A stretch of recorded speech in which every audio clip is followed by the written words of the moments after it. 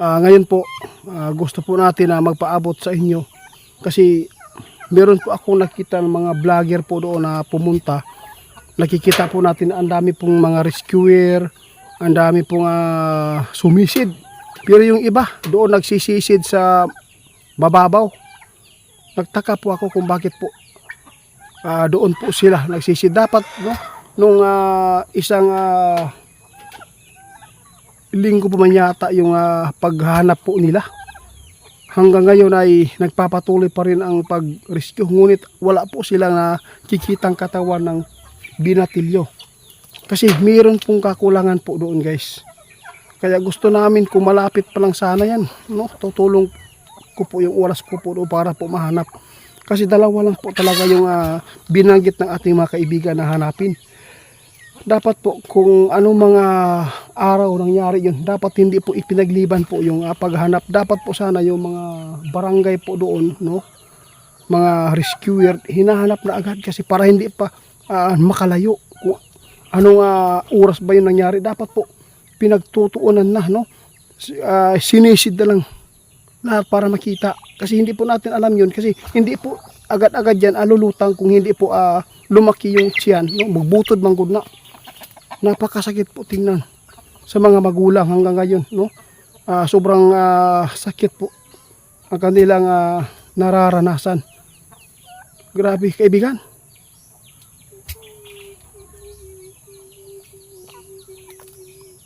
Ano po ba ang maganda po dito, kaibigan, na maitulong natin? Sige po, guys, sabi ng ating kaibigan, guys, itiit, mas maganda po ito. Puntahan po muna yung area po doon sa sapa kung saan po kayo nakasagupa ng mga kataw. No, baka mayroong impormasyon po doon na makapagturo sila kung bakit po nangyari po ang mga bakit po nangyari po daw, guys, ang binatilyo na hindi po agad nakuha ng mga rescuer. Kasi po sa totoo lang, guys, no, gusto kong tumulong talaga. Huwag kayong mag-alala, guys, kasi po subukan natin yung mga kaibigan po natin doon sa sapa. Puntahan natin para baka meron pong maitulong sila kung saan po. Kasi mahirap na po talaga yan makita dahil po ay ilang days na po yung nangyari pong paghahanap at sigurado ako na nabubulok. Yung makikita po doon yung buhok na lang po. Kaya abangan po nyo, guys, na pupuntahan po natin yung area po doon sa sapa. Magkibalita tayo sa ating mga kaibigan. Baka po meron pong mapapakita pa doon ng mga kataw po doon. Kaya abangan na lang po ninyo, kaya kaibigan. Guys, kanyan po, guys, itatanong po natin sa ating mga kaibigan karon, abangan po ninyo. Dapat po doon po sana sila maghanap sa malayo na mga area diya sa baba. Dahil po dalawa lang pong posibleng mangyari doon, no? Kung nakasuot man po yung bata ng damit, dapat po hinahalughog po nila yung nasa ilalim po ng tubig. Kung baka po sumabit po doon yung binatilyo, kung asa man dapita na paingon sa ubos, dili magud na mo subida, no? Kaibigan, hanggang ngayon 9 days na. Gusto kong malaman kung may puruhan pa bang mahanap yung binatilyo sa Aklan. Ano po ba ang maganda po ditong gawin natin? Oo nga, gusto kong ako, guys, kung malapit lang po sana yung area na yan, itutulong ko po talaga yung oras ko doon na hanapin, no? Dili man ko na pwede na diya lang ka magsalom-salom, ana, no? May manog ka ng isda na siya nga magpundo, magdagandagan radiha. Ang maganda po daw gawin, guys, sabi ng ating kaibigan, yung sinabi po ng ating kaibigan, no, subayon yun kaayo ang tubig diha papunta sa baba. Kung meron kayong makikitang mga kahoy nasa area dyan sa baba na kapal, tanggalin po ninyo yan. Kasi nasa ilalim po yan ng mga kahoy na nakalutang na. Tay. Guys, ingon si kaibigan, no?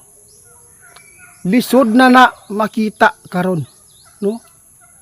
Kung meron man kayong makita dyan na nakalutang pa dyan, yung mga buhok na lang yan. Kasi naaagnas na po talaga yan. At mahirapan na po kayo na makuha pa niyo yung buto. Kasi hindi po natin na masabi na yung 90s ay wala na yan eh. Parang lata na. Bulok na. Oh, masakit po ito sa mga magulang.